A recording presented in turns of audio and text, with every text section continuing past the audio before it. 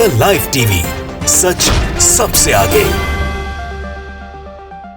नमस्कार, मैं हूं रंजीत झा और आप देख रहे हैं द लाइव टीवी। कर्नाटक में भारतीय जनता पार्टी जिस बात को लेकर डरी हुई थी, घबराई हुई थी, वो बातें सच साबित होती दिखाई पड़ रही है। कर्नाटक भाजपा में भगदड़ सी मच गई है।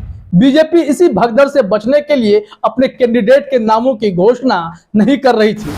वो चाह रही थी जितनी देर हो जाए उतना में ही भला रहेगा। लेकिन बीजेपी ने जैसे ही 189 कैंडिडेट की पहली सूची जारी की, बीजेपी के बड़े नेताओं ने बगावत कर दी। जाहिर सी बात है कि भारतीय जनता पार्टी के अंदर भगदड़ की सबसे बड़ी वजह है ऐसे विधायकों का पत्ता काट दिया जाना, जिसमें बीजेपी के कद्दावर नेता शामिल हैं। कोई सीएम रह चुका है तो कोई डिप्टी सीएम रह चुका है। ऐसे नेताओं को बीजेपी ने दरकिनार किया और इन लोगों ने बगावत का बिगुल फूंक दिया है।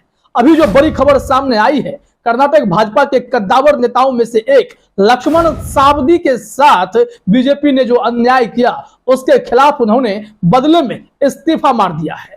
बीजेपी के मुंह पर इस्तीफा फेंकते हुए लक्ष्मण सावदी ने कहा है, मैंने पार्टी के लिए बहुत किया लेकिन मेरा ही पत्ता काट दिया गया। अब वो बागी हो गए।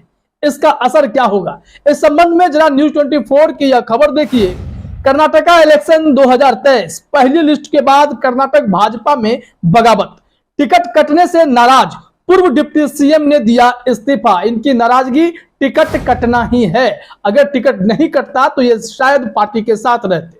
सोचना पड़ेगा बीजेपी को कि उनके सर्वे में ऐसा क्या था कि 6 बार के विधायक और डिप्टी सीएम रहने के बावजूद भी वो लक्ष्मण सावदी साहब टिकट के काबिल नहीं रहे। क्या कारण था? इस संबंध में जरा खबर हम लोग देखते हैं न्यूज 24 ने क्या जानकारी दी है, किस कारण से इनका पत्ता कटा और ये भड़के हैं तो क्या कदम उठाने वाले हैं। साथ ही साथ हम आपको यह भी बताएंगे कि बीजेपी में एक सीएम रह चुके हैं, उन्होंने भी बगावत कर दी है। उन्होंने कहा है कि मैं नड्डा साहब से मिलूंगा और उसके बाद बड़ा फैसला ले लूंगा। यहाँ बम्बई साहब के हाथ पांव फूले हैं कि अगर इन लोगों ने बगावत कर दी और हमारे कैंडिडेट के खिलाफ खड़े हो गए तो सबको दिक्कत होगी, फायदा कांग्रेस का हो जाएगा। जरा देखिए अपने स्क्रीन पर न्यूज 24 ने इस संबंध में क्या खबर प्रकाशित की है, क्या जानकारी दी है। न्यूज 24 ने लिखा है कि कर्नाटक के पूर्व डिप्टी सीएम लक्ष्मण सावदी ने अथानी निर्वाचन क्षेत्र से अपना टिकट काटे जाने के बाद विधान परिषद सदस्य और भाजपा की प्राथमिक सदस्यता से इस्तीफा दे दिया। उन्होंने कहा कि मैंने अपना फैसला कर लिया है। मैं भीख का कटोरा लेकर घूमने वालों में से नहीं हूं। मैं एक स्वाभिमानी राजनेता हूं। मैं किसी के बहकावे में आकर काम नहीं कर रहा हूं। उन्होंने अपने स्वविवेक से फैसला लिया है।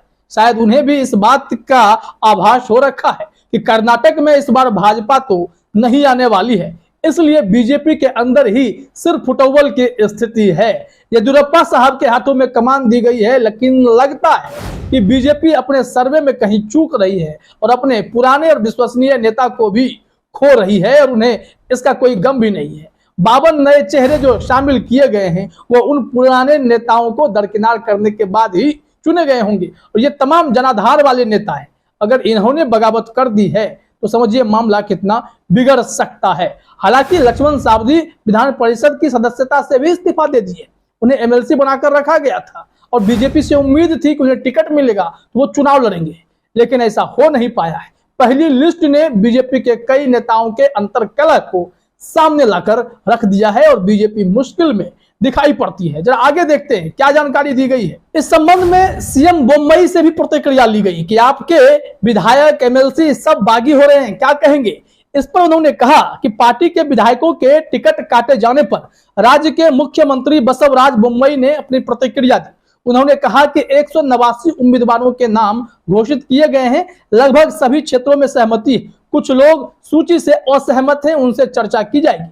मैं उनके साथ लगातार संपर्क में हूं। मैंने लक्ष्मण सावदी यानी राज्य के उपाध्यक्ष, प्रदेश उपाध्यक्ष हैं वो, उनका पत्ता काटा गया है, उनसे बात की है और उनसे जल्दबाजी में कोई निर्णय नहीं लेने के लिए कहा है। कहीं ना कहीं बीजेपी घबराई हुई है और ऐसे में जब केंद्रीय चुनाव समिति या फिर स्टेट की जो चुनाव समिति है आपस में बैठकर निर्णय करती है और वहां तय होता है कि किसे टिकट देना है, किसे टिकट नहीं देना है। उस पैमाने पर बीजेपी के लिए लक्ष्मण सावदी खड़े नहीं उतरे, उनका पत्ता कट गया और उन्होंने बगावत का बिगुल फूका। तो कर्नाटक के मुख्यमंत्री बोम्मई साहब कहते हैं कि बेचैन होना नहीं है, हम आपसे संपर्क करते हैं, रास्ता निकाल लेंगे। क्या रास्ता निकलेगा, इसको लेकर तो अब इस्तीफा तो आ ही गया है। अब उनका इस्तीफा अगर स्वीकार हो गया है, अगर वो एमएलसी पद से इस्तीफा दे चुके, तब तो कई मायने में संकट है। अब क्या होगा लक्ष्मण सावदी का और क्या हाल होगा कर्नाटक विधानसभा चुनाव में भारतीय जनता पार्टी का, क्योंकि यहां पर खबर तो यह भी है कि तमाम सर्वे में बीजेपी की हालत वहां खराब है और कांग्रेस मजबूत होती दिखाई पड़ती है। वहीं ये तो डिप्टी सीएम रहे थे, इन्होंने इस्तीफा दे दिया, लेकिन जो एक और खबर आई कि पूर्व सीएम खफा हैं शेट्टार साहब, उन्होंने क्या कहा था, उनकी नाराजगी भी बीजेपी से ही है। जरा देखिए क्या कुछ कहा था शेट्टार साहब ने। अगर उनकी उम्मीदें पूरी नहीं हुई तो वो भी बागी होंगे। इसमें जानकारी दी गई है कि आगामी विधानसभा चुनाव के लिए भाजपा के उम्मीदवारों की पहली सूची में शेट्टार का नाम नहीं है। लिस्ट में नाम नहीं होने के बाद कर्नाटक के पूर्व मुख्यमंत्री और 6 बार के विधायक जगदीश शेट्टार ने कहा कि मैं पार्टी के राष्ट्रीय अध्यक्ष जेपी नड्डा से मिलने आज दिल्ली पहुंचूंगा। मुझे उम्मीद है कि सकारात्मक चीजें होंगी। आने वाले दिनों में पार्टी आलाकमान और राज्य के नेता सब कुछ निर्दिष्ट करेंगे। अगर इनकी सहमति वहां नड्डा साहब के पास नहीं बन पाती है तो ठीक वही स्थिति हो जाएगी जो हिमाचल प्रदेश में हुआ था। हिमाचल प्रदेश में कई भाजपा नेताओं ने बगावत कर दी थी और इसका खामियाजा भुगतना पड़ा था भारतीय जनता पार्टी को। वहां कांग्रेस सत्ता में आई और बीजेपी को बड़ा नुकसान हो गया। वहां तो ऐसे ऐसे विरले कैंडिडेट थे जिन्हें प्रधानमंत्री खुद फोन कर रहे थे और वो ऑडियो कॉल वायरल हो रहा था, और उसके बावजूद भी, पब्लिसिटी मिलने के बावजूद भी वो खड़े हुए मैदान में, लेकिन चुनाव हार गए। हालांकि ओवरऑल परफॉर्मेंस में बागियों ने भारी नुकसान बीजेपी का हिमाचल में कराया था। इसके चलते वहां पार्टी सत्ता में वापस आ भी नहीं पाई।